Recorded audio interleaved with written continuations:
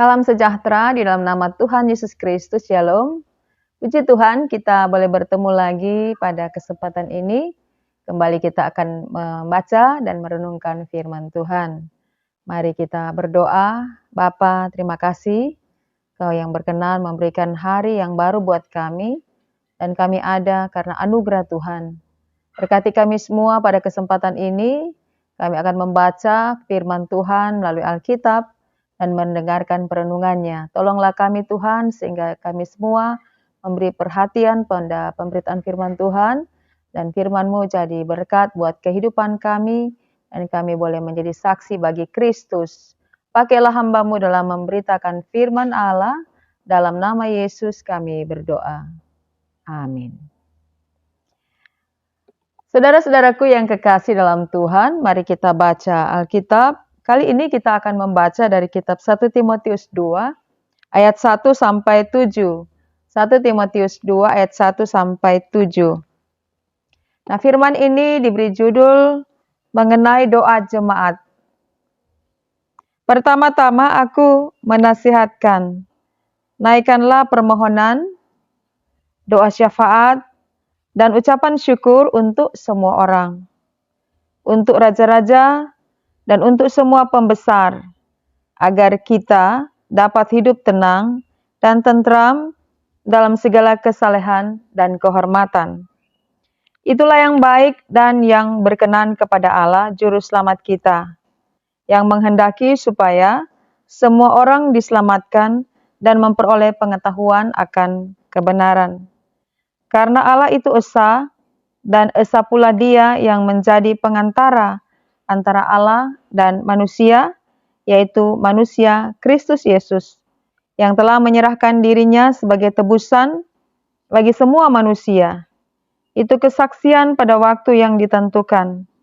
Untuk kesaksian itulah, aku telah ditetapkan sebagai pemberita dan rasul.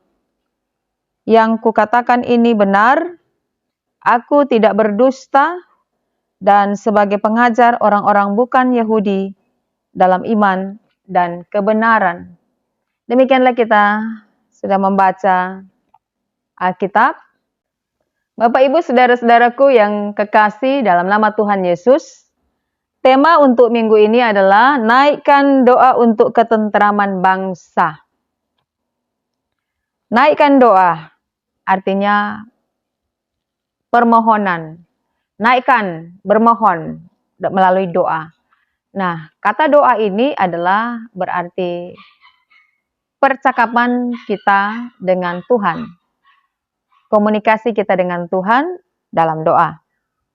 Berdoa adalah hal yang biasa kita lakukan setiap hari. Tidak ada dari antara kita yang tidak pernah berdoa. Apakah itu berdoa sendiri atau berdoa di depan umum, pasti kita pernah melakukannya. Dan biasanya kita hanya berdoa untuk kepentingan kita, untuk keperluan kita dan keluarga kita. Kita berdoa di dalam banyak kesempatan, saat kita bersyukur, saat kita bergumul, bahkan saat kita makan, sebelum tidur, atau sebelum kita bepergian ke satu tempat, kita akan berdoa. Nah, tentang doa ini juga menjadi nasihat dari Rasul Paulus kepada Timotius. Dan kita telah membaca 1 Timotius 2 ayat 1 sampai 7 yang merupakan surat kiriman dari Rasul Paulus kepada Timotius. Tentang Timotius, Timotius ini adalah seorang yang masih muda, usianya masih muda, tentu pengalamannya belum seberapa dibandingkan dengan gurunya, yaitu Rasul Paulus. Anak rohani dari Rasul Paulus adalah Timotius, dan Timotius banyak belajar tentang pelayanan dari Rasul Paulus. Nah, dalam pelayanannya ia diingatkan oleh Paulus untuk berdoa. Kita bisa menemukan dalam 1 Timotius 2 ayat 1 dan seterusnya, ayat 1 dan 2. Dan beberapa penjelasan di bagian-bagian selanjutnya. Kita mulai dengan ayat 1, naikkanlah permohonan doa syafaat. dan ucapan syukur untuk semua orang. Sampaikanlah permohonan kepada Tuhan dengan doa syafaat. Doa syafaat ini artinya doa untuk kepentingan orang lain. Jadi kita sedikit bergeser, tidak hanya berdoa bagi diri sendiri, kepentingan sendiri, tetapi juga kita memberi diri untuk bersyafaat bagi orang lain. Itu yang kita kenal dengan doa syafaat. Dan juga bersyukur untuk semua orang.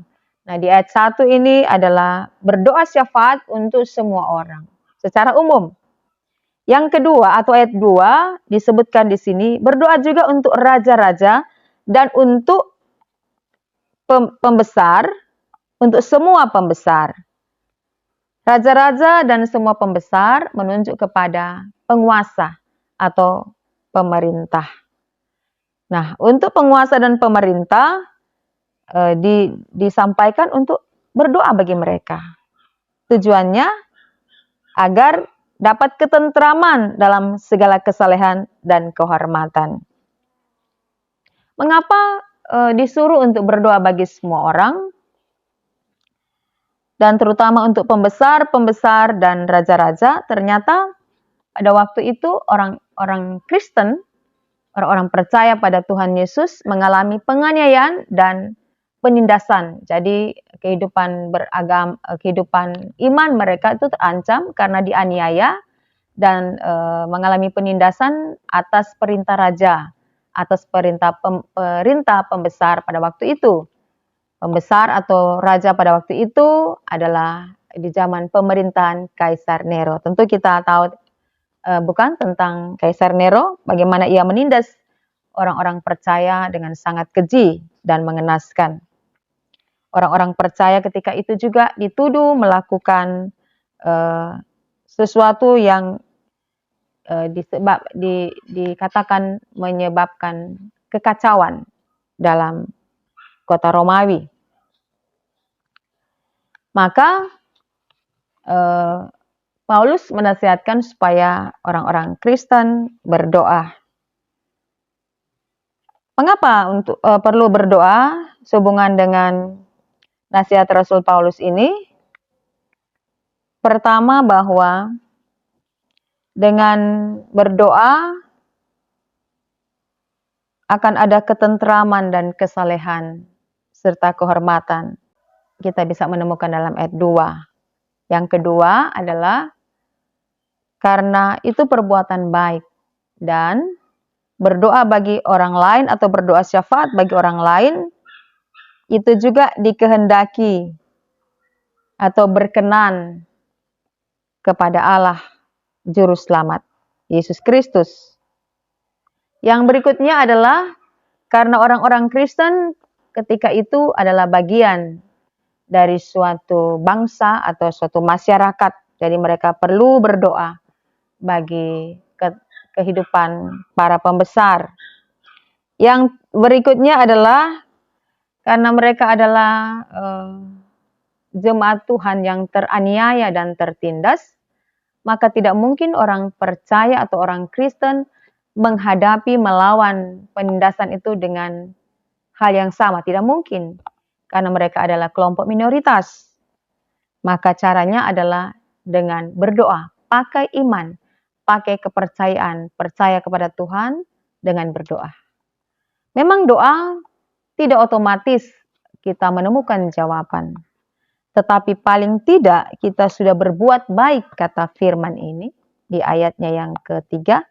Paling tidak orang-orang percaya di dalam keadaan mereka yang tertekan ketika itu, di mana Timotius melayani, paling tidak di dalam situasi dan kondisi itu mereka telah berbuat baik. Walaupun perbuatan baik itu tidak langsung dirasakan oleh masyarakat atau pemerintah di masa itu yang tidak mengenal Tuhan. Ada perbuatan baik yang terjadi dilakukan ketika mereka diperlakukan tidak baik. Maka kita mengenal ajaran Tuhan Yesus tidak membalas kejahatan dengan kejahatan. Kemudian memang berdoa tidak langsung otomatis kita mendapatkan jawabannya.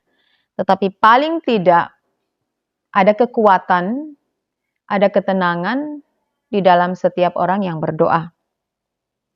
Ada kemampuan untuk menghadapi situasi dan kondisi yang mengenaskan itu. Situasi dan kondisi yang sulit itu dapat dihadapi dengan kita berdoa bagi mereka yang menganiaya. Dan kalau kita baca seterusnya adalah ayat 4, telah memberi jawaban kepada kita bahwa itulah yang ayat 3 dan 4, itulah yang baik dan yang berkenan kepada Allah Juru Selamat kita, yang menghendaki supaya semua orang diselamatkan dan memperoleh pengetahuan akan kebenaran. Ternyata melalui doa syafaat, kita mendoakan orang lain secara umum, tetapi kita juga mengkhususkan berdoa bagi para pembesar dan raja-raja atau pemerintah yang berkuasa ketika itu. Pada waktu itu konteksnya adalah kita sementara meminta Tuhan Allah untuk memberi keselamatan juga kepada mereka. Jadi kalau kita tidak bisa bertindak dengan perbuatan, kita bisa mendoakan mereka supaya mereka juga mendapatkan keselamatan. Karena ayat 4 mengatakan, Allah menghendaki supaya semua orang diselamatkan. Mereka memperoleh pengetahuan akan kebenaran. Mengapa? Karena ketika seseorang atau pemerintahan atau penguasa melakukan penindasan dan penganiayaan, maka mereka sementara melakukan ketidakbenaran. Maka ketidakbenaran itu, ketidakadilan itu harus dilawan dengan kebenaran. Tetapi caranya tidak hanya dengan berkata-kata, tetapi mengambil kesempatan, mengambil bagian untuk berdoa syafaat. Nah, di sini juga kita menemukan bahwa kalau kita bersyafaat bagi orang lain, itu berarti kita bertujuan untuk orang lain juga bertemu dengan Tuhan Yesus, mendapatkan keselamatan, mengalami kebenaran, memperoleh hidup yang kekal dengan kita membangun kehidupan bersyafaat bagi orang lain. Karena Tuhan mau supaya semua orang diselamatkan. Dan bukankah itu rencana Allah? Supaya melalui keselamatan, supaya melalui Tuhan Yesus, semua orang mendapatkan keselamatan dan memiliki pengetahuan akan kebenaran. Kalau ayat 4 ini kita mengerti bahwa ternyata cara kita juga membawa orang lain kepada Tuhan adalah dengan bersyafaat. Berdoa bagi kepentingan orang lain. Nah, kalau kita berdoa atau bersyafaat bagi orang lain, berarti kita sementara menyisihkan kepentingan kita sendiri, menyisihkan ego kita, mengesampingkan dulu perasaan kita, dan kita ambil kesempatan untuk mendahulukan orang lain daripada kita sendiri. Sebab kita sendiri, kita semua punya kepentingan sehingga kita bisa membawa kepada Tuhan. Tetapi melalui firman Tuhan ini kita diarahkan bahwa mengambil kesempatan juga untuk orang-orang yang di luar sana menjadi poin-poin penting dalam daftar doa syafaat kita. Sehingga dengan cara itu juga kita telah menopang pekerjaan keselamatan dari Tuhan. Dan itu perlu hati yang bijaksana, pikiran yang bersih, untuk kita mau bergumul dengan pergumulan orang lain, untuk kita mau ambil bagian dalam berempati dengan orang lain melalui doa syafaat. Itu berarti ada kerelaan bagi kita untuk menanggung atau bukan menanggung, untuk merasakan bahwa orang-orang yang di luar sana, di luar kehidupan kita, itu juga mengenal kebenaran. Dan setiap orang yang mau berdoa bagi kepentingan orang lain, nah itu luar biasa. Ayat 5 menegaskan bahwa karena Allah itu esa, Allah itu satu, dan esa pula Dia yang menjadi pengantara antara Allah dan manusia, yaitu manusia Kristus Yesus. Artinya bahwa sambung dengan ayat 6. Kristus Yesus yang telah menyerahkan dirinya sebagai tebusan bagi semua manusia. Jadi mau menjelaskan di sini, Allah yang esa ini rela menjadi manusia yang bernama Kristus Yesus, yang telah menyerahkan dirinya yang satu ini untuk menebus semua manusia. Nah, dari sini juga menguatkan kita bahwa sedangkan Allah yang Maha Kuasa, pemilik langit dan bumi dan alam semesta ini, merendahkan dirinya jadi manusia dan menyerahkan dirinya sebagai suatu tebusan. Artinya, dia rela berkorban, dia yang esa ini rela berkorban supaya semua orang ditebus dan mendapatkan keselamatan. Dari sini memperkuat kepada kita bahwa pengakuan iman dari orang-orang Israel, pengakuan iman bahwa Allah yang esa itu mau menebus semua manusia dalam dunia ini kepada keselamatan. Artinya, dia saja rela berkorban, memberi dirinya untuk supaya semua diselamatkan, sehingga menguatkan kita untuk mau ambil bagian untuk berkorban melalui sesuai konteksnya, sesuai pembacaan ini, melalui kita berdoa syafaat, kita sendiri berdoa syafaat untuk kepentingan orang lain. Jika kita memahami firman ini, kita hanya mengambil bagian yang bisa dikatakan sederhana jika dibandingkan dengan pengorbanan Tuhan Yesus.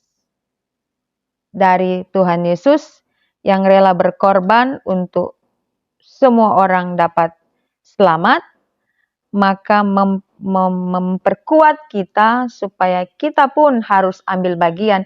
Kita pribadi harusnya ambil bagian untuk kita berdoa syafaat bagi semua orang. Kata ayat 1 kan doa syafaat untuk semua orang, supaya orang-orang itu mengenal kebenaran dan diselamatkan. Memang sangat sederhana, tapi untuk yang sederhana ini seringkali kita tidak mau lakukan. Kita mulai dulu dengan hal-hal sederhana untuk jadi berkat bagi orang lain. Orang-orang lain di luar kehidupan kita menjadi masuk dalam agenda doa pribadi kita.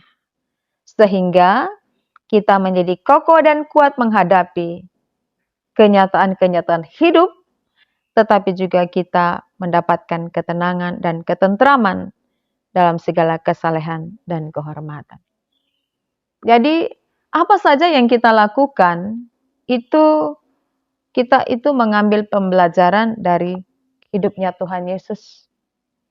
Dan di sini juga Rasul Paulus sekali dia memberi pengajaran, tetapi juga dia mengatakan bahwa untuk kesaksian itulah aku telah ditetapkan sebagai pemberita dan rasul. Jadi untuk kesaksian tentang Yesus yang menebus banyak orang ini, maka Yesus telah menetapkan Paulus menjadi rasul dan pemberita Injil, dan dia mengajar kepada orang-orang yang tidak di lingkungan kehidupannya sebagai orang Yahudi, tetapi dia keluar untuk mengajar kepada orang-orang bukan Yahudi. Nah, jadi kita bisa mengambil dua contoh di sini. Tadi pertama tentang Yesus sebagai yang esa, Allah yang esa, rela menjadi tebusan dalam pengorbanan dirinya sebagai Yesus Kristus untuk kepentingan banyak orang.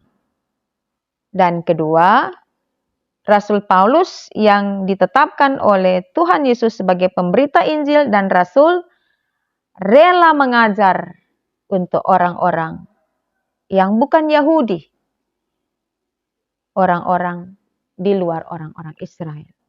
Padahal dia adalah orang Israel. Dia mau keluar dari kehidupannya sebagai orang Israel, dari lingkungannya, untuk juga dia berbeban untuk mengajar tentang keselamatan kepada orang-orang yang bukan orang Yahudi.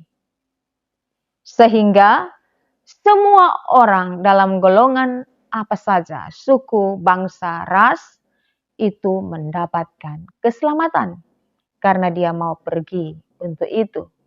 Orang lain bisa dapat keselamatan karena kita mau bersyafaat, mau memberikan diri kita untuk kepentingan orang lain. Itu hal yang sederhana, berdoa, belum tentang hal-hal yang lain.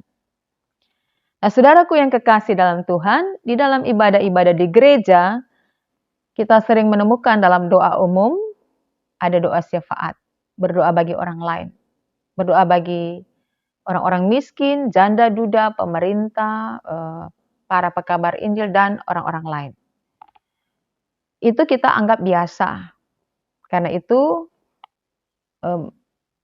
menjadi sebuah rutinitas sehingga kita anggap hanya berdoa syafaat saja.